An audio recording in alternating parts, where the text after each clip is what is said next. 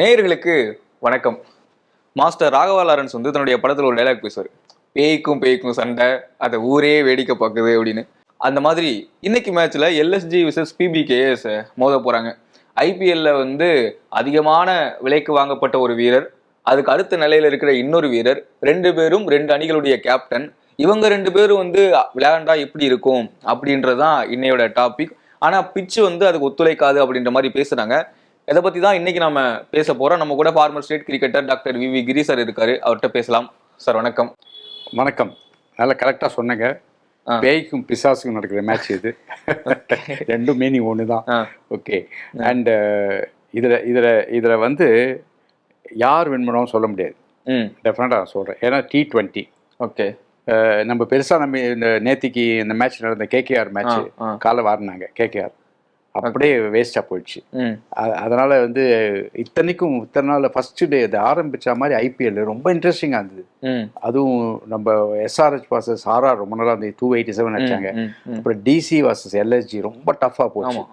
எல்லா மேட்சும் இன்ட்ரெஸ்டிங்காக இருந்தது. ஐபிஎல் ஜோஷ் வந்துட்டு நினச்சா இந்த மாதிரி ஒரு மேட்ச்சு இதுக்கு நேற்று வந்து முந்தா நேற்றுக்கு சிஎஸ்கே மேட்ச். இந்த துன்பத்தை ஞாபகம். ஆமாம், இதெல்லாம் வந்து ஐபிஎல் ஸ்டாண்டர்டு கீழே இறக்குறதுக்கு.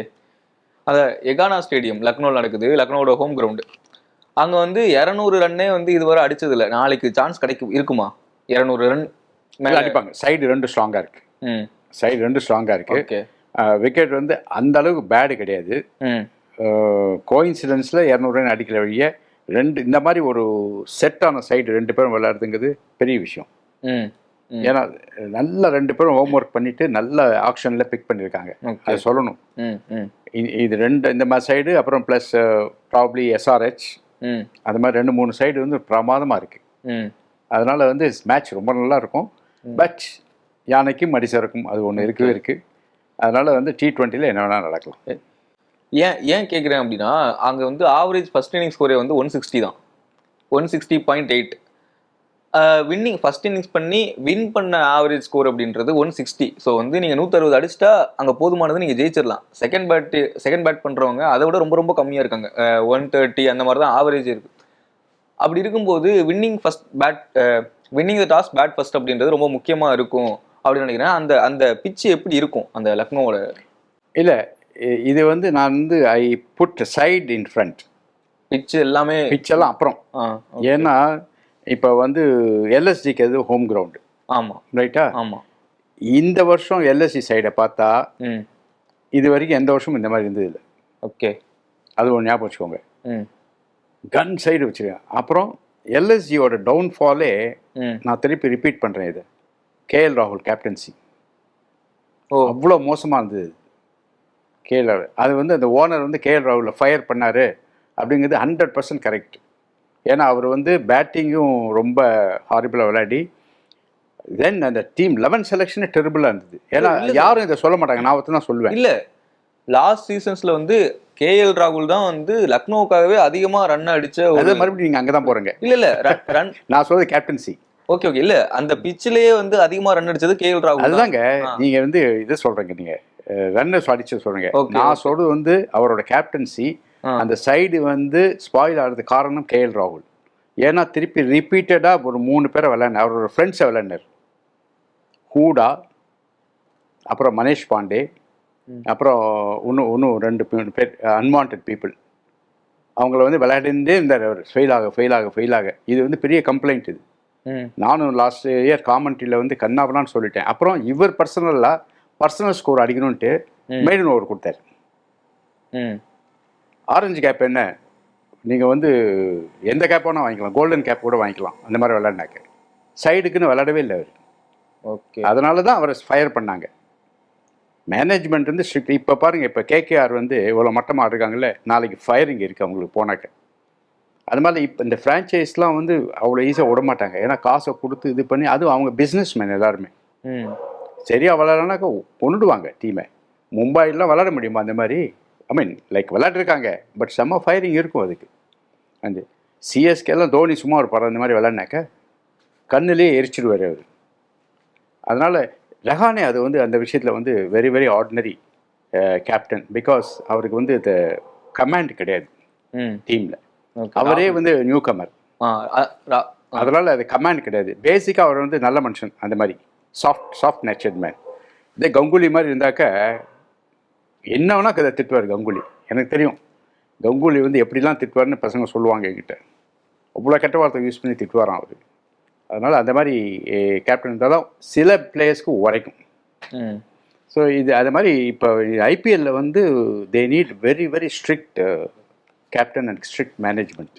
சரி, இப்போ டெல்லியில வந்து ராகுல் தான் கேப்டன் ஆக போறாரு அப்படிலாம் பேசியிருந்தாங்கல்ல, அதுக்கு இப்பதான் வந்து அக்ஷர் பட்டேல் வந்து ஆக போறாரு அப்படிலாம் சொல்றாங்க. ராகுல் ஒரு தடவை அடி வாங்கியிருக்காரு, மறுபடியும் ஒத்துக்க மாட்டார் அவர்.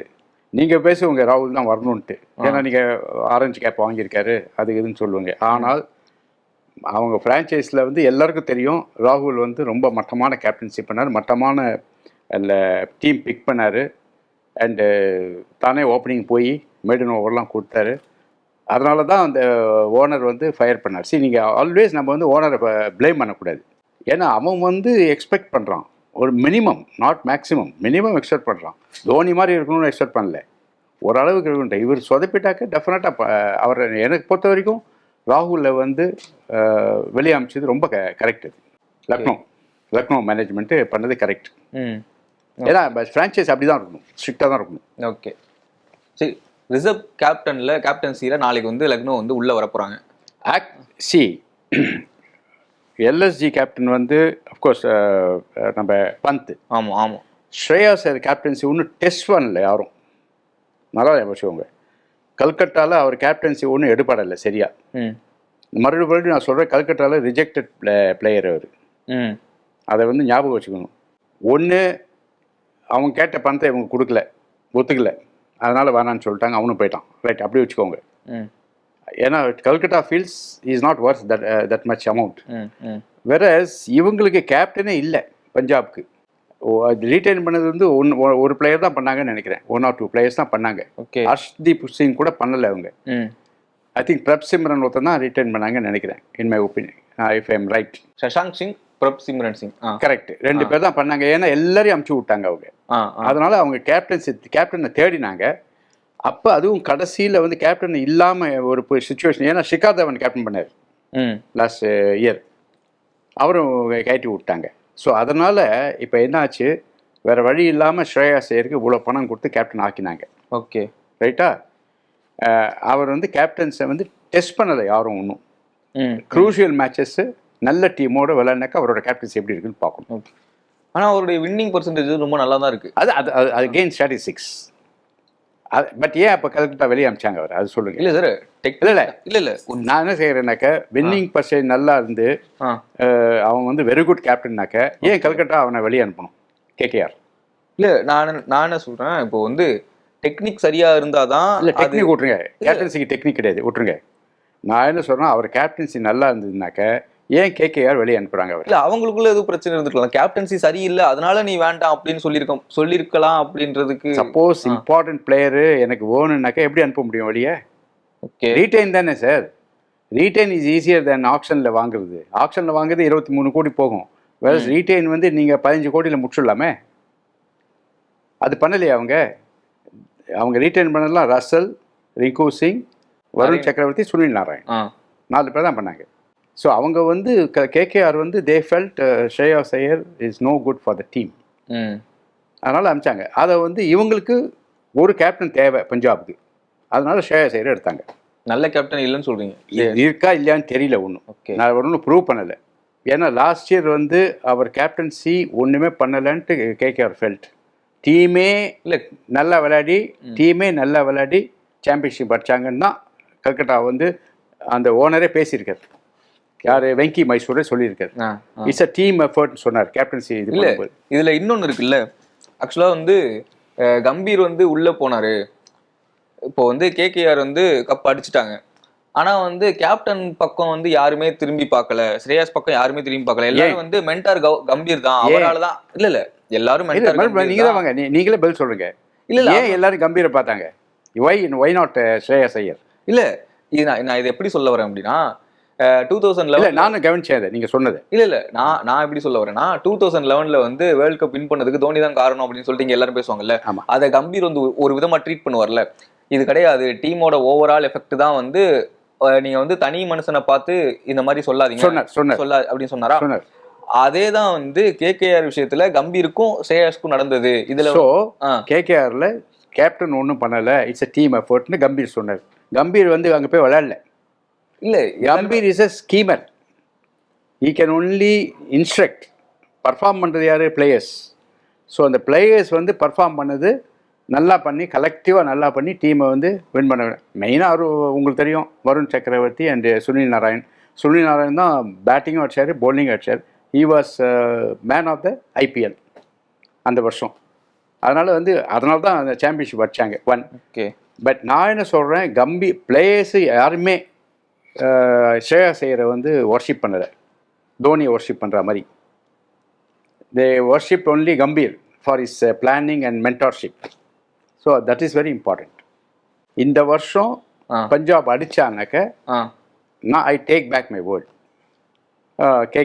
ஸ்ரேயாஸ் ஐயர் வந்து கேப்டன்சினால் அடித்தாங்க அப்படின்னு சொல்லிட்டு. ஓகே. அது கூட வந்து team such a good team அவங்க செலக்ட் பண்ணிருக்காங்க. பட் ஸ்டில் இந்த தடவையும் சாம்பியன்ஷிப் அடிச்சானாக்கா we have to salute him. அது ஓகே சார். ஆனால் இந்த லாஸ்ட் இயரில் வந்து ஸ்ரேயாஸ் கேப்டன்சி பண்ண இது எல்லாமே ரொம்ப ரொம்ப நல்லா விளையாடி இருக்காங்க. ஸ்ரேயாஸ் கேப்டன்சி கீழே எல்லா டோர்னாமெண்ட்லுமே லாஸ்ட் இயர் 2024ல ஸ்ரேயாஸ் கேப்டன்சி பண்ண டோர்னாமெண்ட்ல எல்லாருமே வந்து எல்லாமே நல்லா பெர்ஃபார்ம் பண்ணிருக்காங்க. சையத் முஸ்டாக் அலி டிராஃபி நினைக்கிறேன். ரஞ்சி டிராஃபி சையத்னா திரிபுரா, மேகாலயா, நாகாலாந்து இவங்களோட விளையாடுறாங்க சார். இல்ல அது ஓகே, இவங்களோட விளையாடுறாங்க. டிராஃபி அடிச்சிருக்காங்கன்னு சொல்றேன். டிராஃபியே அடிச்சிருக்காங்க. அதெல்லாம் யாரு சார்? யாரு ஏது தானே. நம்ம வந்து cricketer, we know what is actually going on. எல்லாம் வந்து ப்ரெஸ்ஸில் ஏதோ எழுதுவாங்க. நான் என்ன சொல்கிறேன்னா, மேகாலயா திரிபுராவோட டபுள் செஞ்சுரிலாம் அடிச்சா அது ஒரு ஸ்கோரா? அந்த மாதிரிலாம் கிடையாது sir. Okay, I don't agree. he is still yet to prove in my opinion. இன்னும் ஒரு நிரூபிக்க வேண்டி இருக்கு கண்டிப்பா. பண்ட் வந்து ரிஷப் பண்ட் வந்து அவருடைய ஃபார்மர் கோச் ரிக்கி பாண்டிங்கை எதிர்த்து இன்னைக்கு களமாட போறார். ரிக்கி பாண்டிங் வந்து பஞ்சாபோட கோச்சா இருக்கார். ரிஷப் பந்த் வந்து நாளைக்கு அவருடைய ஃபார்மர் கோச் பாண்டிங்கை எதிர்த்து களமாட போறார், அவருடைய டீம் எதிர்த்து களமாட போறார். என்ன நினைக்கிறீங்க? இது வந்து ஆக்சுவல் நடந்தது என்னன்னாக்க, Ricky Ponting came out of Delhi. ஆமா, சொல்லிருக்கீங்க. உங்களுக்கு தெரியாது இது? Came out of Delhi because of his problem with management. ஆமா, ஓகே. பந்த் வந்து ரிக்கி பாண்டிங்கை சப்போர்ட் பண்ணார். அதனால நல்லா கவனிச்சுக்கோங்க. ஸோ பந்த் வந்து பஞ்சாபுக்கு தான் போவார்னு எல்லாம் எதிர்பார்த்தாங்க.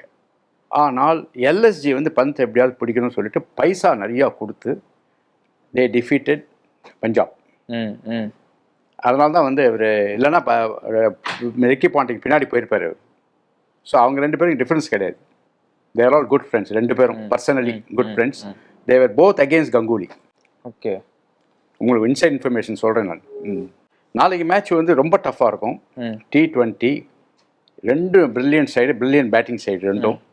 அண்டு இதில் வந்து அந்த ஃபவுண்டேஷன் யார் கொடுக்குறாங்களோ பார்ட்னர்ஷிப்பு, அவங்க தான் வின் பண்ணுவாங்க. நான் சொல்கிறது வந்து இந்த ஆங்கர் பேட்டிங் யார் எந்த சைடுக்கு இருக்கோ அவங்க தான் வின் பண்ணுவாங்க. ஓகே. விக்கெட்டை த்ரோ பண்ணிட்டு போனாக்கா அவங்க அந்த சைட் லூஸ் பண்ணிடும். ஓகே. ஃபார் எக்ஸாம்பிள், இப்போ என்னோடய டீம் படி நான் 11 போட்டிருக்கேன். அதில் வந்து எல்எஸ்ஜி வந்து மார்ஷ் அண்ட் மார்க்ரம் ஃபெயில் ஆகிட்டார். பட் இருந்தாலும் அவர் இருப்பார்னு நினைக்கிறேன், ஏன்னா வேறு ஓப்பனர் இல்லை அங்கே. ஓகே, அதனால் இருப்பார்னு நினைக்கிறேன். இல்லை வேறு யாராவது ஒருத்தர் கொண்டு வந்து சேஞ்ச் பண்ண சான்ஸ் இருக்குது, ரைட்?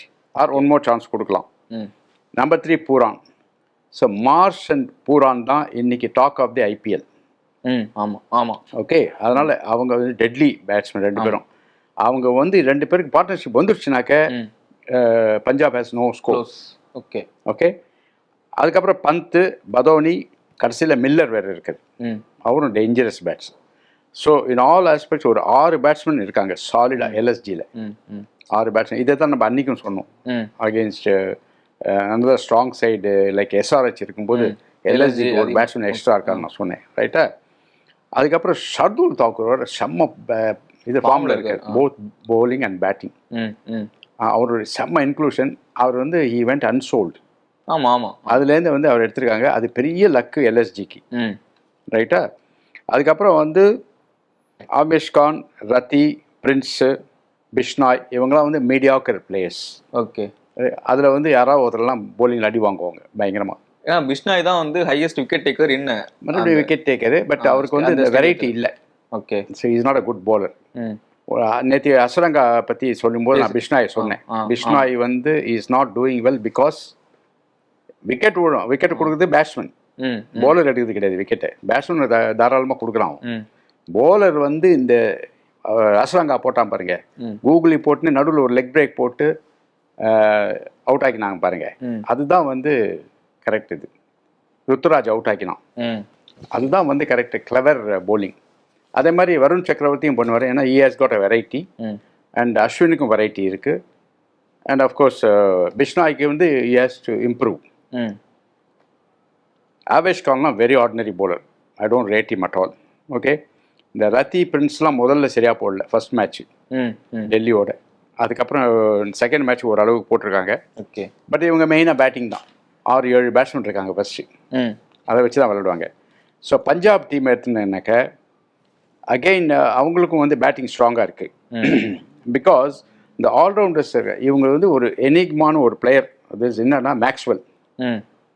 அவர் வந்து என்னைக்காவது படம் அவருக்கு இந்த மேட்ச் போட்டுருச்சுன்னா ஆப்பனன்ட் காலி, அந்த மாதிரி பிளேயர் அவர். எப்படி வேர்ல்டு கப்பில் வந்து ஆப்கானிஸ்தான் ஒன்று மாட்டிச்சு, அவர் வின் பண்ணி கொடுத்தாரு, ஒரு சிங்கிள் ஹேண்டடாக வின் பண்ணி கொடுத்தாரு. அது மாதிரி இன்ஜூர் ஆகி, பட் மற்ற எல்லாம் அடிக்க மாட்டார், மற்ற மேட்ச் எதுவுமே அடிக்க மாட்டார். அண்ட் போன மேட்ச்லாம் ஃபர்ஸ்ட் பால் அவுட் கேவலமாக விளையாடினார். பட் எனக்கு வந்து அவர் நான் ஒத்துக்கவே மாட்டேன் ஒரு பிளேயர்ட்டு மேக்ஸ்வெல்லை. ஏன்னா ஒரு கன்சிஸ்டன்சின்னு என்னென்ன கிடையாது. எப்பாவது ஒரு தடவை அடிக்கிற ஆள் வந்து அந்த மாதிரி ஆள்லாம் வச்சுக்கூடாது. ஏன்னா it is not justice to other players. Okay. மற்ற பிளேயர்லாம் 2 தடவை ஃபெயில் ஆகி 3 தடவை ஃபெயில் ஆகணும் ட்ராப் பண்ணுறேன். இவரை மட்டும் இப்போ 20 தடவை விளையாட வரைக்கும் வச்சுட்டு அதுக்கப்புறம் அது ரொம்ப தப்பு. எல்லா ஃப்ரான்ச்சைஸும் அதை பண்ணுறாங்க, எல்லா டீமும் அதை பண்ணுறாங்க. அதுதான் பிராண்டுக்காக. அவங்க வந்து இந்த மேக்ஸ்வெல் சைடில் இருந்தான்னாக்க அவங்க டீமோட பிராண்ட் வெளியே போகுது, மேலே போகுது. இப்போ தோனி வச்சிருக்கிறது காரணமே பிராண்ட் தானே சார். தோனி கான்ட்ரிபியூஷன் என்ன இருக்கு? ஓகே. சரி, தோனி பண்ணுற விக்கெட் கீப்பர் வந்து super wicket keeper, best wicket keeper. But அது வந்து அதிகம் ஒரு டீமுக்கு. T20க்கு அதிகம். மேட்ச்சில் என்ன நடக்கலாம், நீங்கள் என்ன எதிர்பார்க்குறீங்க? 50-50 தான். Okay. 50-50. Maybe LSG looks better on paper, அவ்வளோதான். பேட்டிங் வந்து லுக்ஸ் பெட்டர் பிகாஸ் இதில் வந்து 2-3 இந்த மேக்ஸ்வெல், ஸ்டாய்னிஸ், அந்த மாதிரி 2-3 பிளேயர் அவங்களாம் வந்து அன்பிரடிக்டபிள் பிளேயர்ஸ். வேற ஃபார்மில் இருக்கிற பிளேயர்ஸ் வந்து இங்கே வந்து பூரான், மார்ஷ், மில்லர் இவங்களாம் செம்ம ஃபார்மில் இருக்காங்க. அதனால ஸ்லைட்லி பெட்டர். பட் T20 என்ன வேணால் நடக்கும். ஓகே. ஓகே சார், தொடர்ந்து பேசலாம். நன்றி.